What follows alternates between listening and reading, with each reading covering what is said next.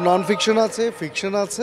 Internationally standard maintain করার একটা অভূতপূর্ব সাড়া তো আমরা পেয়েছি। শার্ক ট্যাঙ্ক বাংলাদেশের খুবই সময় উপযোগী একটা প্রোগ্রাম। আমরা হয়তোবা ওয়ান অফ দ্য কোম্পানি যাদেরকে সিন্ডিকেট ভয় করে, হয়তো দর্শক ডিসাইড করে কার সাথে আমরা কাজ করব কার সাথে করব না। জায়গায় কিন্তু আমরা একটা ডাইভার্সিফিকেশনের জায়গায় থাকতে চেষ্টা করি, বা যেই দেশে আসলে এডুকেটেড কন্টেন্ট ক্রিয়েটার তৈরি হয় না, সেখানে তো অনেক চ্যালেঞ্জ।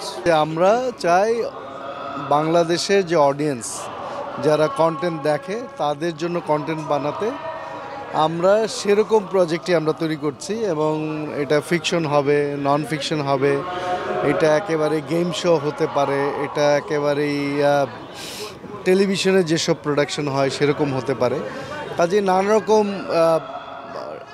টার্গেট আমাদের আছে।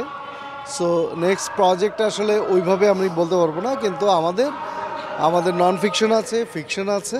আমরা চাই যে ইন্টারন্যাশনাল নন ফিকশন, বাংলাদেশের নন ফিকশন বাংলাদেশের অডিয়েন্সের কাছে যাতে পপুলার হয় সেই জায়গাটা তৈরি করতে, এবং বাংলাদেশের মানুষ যাতে বুঝতে পারে যে ওকে ওটিটিতে বা ইউটিউবেও আমরা ইন্টারন্যাশনাল কন্টেন্ট দেখতে পারি। সেইটাই আসলে বঙ্গর প্রজেক্ট। আমরা সবসময় চেষ্টা করি যে আমরা ইন্টারন্যাশনালি স্ট্যান্ডার্ড মেনটেন করার। তো নেক্সট যে প্রজেক্টগুলো আছে ওগুলো চেষ্টা করবো যে ইন্টারন্যাশনাল স্ট্যান্ডার্ড মেনটেন করার। সো আমাদের অনেকগুলো নন ফিকশন অনেকগুলো প্ল্যান আছে। সো আমরা সোফার ফ্যামিলি ফিউড করেছি, সামনে আমাদের হচ্ছে মাস্টার শেফ আছে, মিট ইউনিট আছে, সো শার্ক ট্যাঙ্ক আছে। তো চাবো যে আমরা হচ্ছে যে সবসময় চেষ্টা করি বঙ্গ যে বাইরের দেশগুলো যে সবগুলো কাজ করছে যেভাবে স্ট্যান্ডার্ড লেভেল মেনটেন করে, বঙ্গ চাই সেভাবে মেনটেন করে কাজ করতে। আমাদের বসরা সেভাবে হেল্প করতেছে, বা আমার ম্যানেজমেন্ট হেল্প করছে। আশা করছি বাংলাদেশের মানুষ একটা বলবে যে বাংলাদেশি মানুষরাও একটা ভালো স্ট্যান্ডার্ড কন্টেন্ট মেনটেন করতে পারে। দেখেন, সাড়া বলতে ধরেন এটাকে আমরা দুভাবে দেখি। এক তো হচ্ছে অডিয়েন্স কীরকম দেখলো, কীরকম পছন্দ করলো, তো সেখানে একটা অভূতপূর্ব সাড়া তো আমরা পেয়েছি। বাট আমার মনে হয় শার্ক ট্যাঙ্কের মতো একটা প্রজেক্টের মেইন অবজেক্টিভটা হচ্ছে বাংলাদেশের এই যে ইউথ অন্টারপ্রেনার যারা আছে, এবং বাংলাদেশের অন্টারপ্রেনার যে ল্যান্ডস্কেপটা আছে, এইটাকে আসলে বিশ্ব দরবারে তুলে ধরা, যাতে দেশি বিদেশি যত বিনিয়োগকারী আছে তারা বুঝেন যে বাংলাদেশটা আসলে খুবই বিনিয়োগ বান্ধব একটা পরিবেশ, এবং এখানে অনেক ব্রিলিয়ান্ট মাইন্ডস আছে, ব্রিলিয়ান্ট অন্টারপ্রেনার আছে, ব্রিলিয়ান্ট আইডিয়া আছে, যেটা আসলে ওভারঅল দেশের ইকোনমিকে সামনে নিয়ে যাবে। এই অ্যাসপেক্ট থেকে আমি বলবো শার্ক ট্যাঙ্ক বাংলাদেশের খুবই সময় উপযোগী একটা প্রোগ্রাম, এবং এটা শুধু প্রোগ্রামের মধ্যেই সীমাবদ্ধ নয়, এটা আসলে ওভারঅল দেশের ইকোনমিকে বাড়িয়ে নিয়ে যাওয়ার জন্য, বিশ্ব দরবারে দেশকে তুলে ধরার জন্য এটা একটা চমৎকার, খুবই বড় একটা প্ল্যাটফর্ম। আমরা হয়তোবা ওয়ান অফ দ্য কোম্পানি যাদেরকে সিন্ডিকেট ভয় করে, হয়তোবা মানে আছে না যে আমরা আসলে কোনো সিন্ডিকেটের পার্ট না। আমরা নির্বিশেষে সবার সাথে কাজ করি, কাজের সিলেক্ট করে দেই না, কাজের জায়গাটা মিলতে হয়।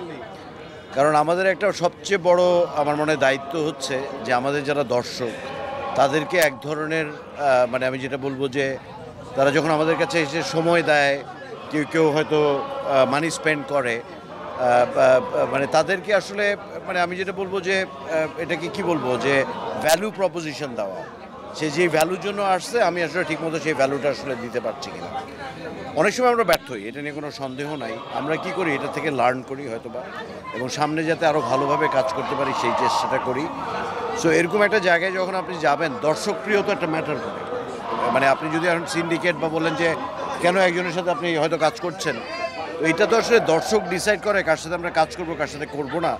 তো বঙ্গর জায়গা থেকে আমাদের কন্টেন্ট স্ট্র্যাটেজি বা কন্টেন্ট মিক্স বা আমি বলবো মার্কেটিং বা অন্য যা কিছু আছে, সব জায়গায় কিন্তু আমরা একটা ডাইভার্সিফিকেশনের জায়গায় থাকতে চেষ্টা করি। অবশ্যই আমরা ধরেন আজকে আমরা সবাই ইন্টারন্যাশনাল কথা বলছি, আমরা কিন্তু এটাকে খুব লোকালভাবে দেখাই। যে আজকে একটা আমি জানি না যে বাংলাদেশের ডাবিং ইন্ডাস্ট্রি হয়তো অনেক টিভি চ্যানেলের কারণে এটা একটা জায়গায় গেছে, বঙ্গ একটা বড় ইম্প্যাক্ট দিছে। বাংলাদেশের ভয়েস ওভার আর্টিস্ট এখানে আসলে ভয়েস দেন, বাংলাদেশের ইন্ডাস্ট্রি গড়ে উঠতেছে। হ্যাঁ, তো ওই কারণে বলবো যে আমরা যেভাবে ইন্টারন্যাশনাল কন্টেন্টকে লোকালাইজ করে আমাদের অডিয়েন্সের কাছে পৌঁছে দিচ্ছি, পাশাপাশি কিন্তু আমরা লোকালাইজ কন্টেন্টকেও আসলে ট্রাই করছি। আমাদের অনেক লার্নিং আছে এখানে, কারণ ওই যে বললাম যে যেই দেশে আসলে মনে করেন ফিল্ম স্কুল নাই, বা যেই দেশে আসলে এডুকেটেড কন্টেন্ট ক্রিয়েটার তৈরি হয় না, সেখানে তো অনেক challenge. So you learn from the learning, you learn from experience. So বঙ্গর একটা বড় ব্যাপার আছে ওদিকে বঙ্গ আসলে আমার মনে হয় ডেটা মেট্রিক্স বা ইনসাইটের উপর ডিপেন্ড করে। তার মানে একটা কন্টেন্ট থেকে তার ডেটা নেয়। অবশ্যই এখানে গাট ফিলিং একটা ব্যাপার আছে, সব কিছু তার ডেটা দিয়ে হয় না, যে ইমোশনালি হয়তো গাট ফিলিংয়ে যাবে এটাতে যাবো কি যাবো না। এবং আমার কাছে মনে হয় যে এটা আসলে একনায়কতান্ত্রিক কোনো ডিসিশন বঙ্গের নাই আমার মনে হয়, যেটা আসলে সবাই মিলে আমরা আসলে ডিসাইড করি।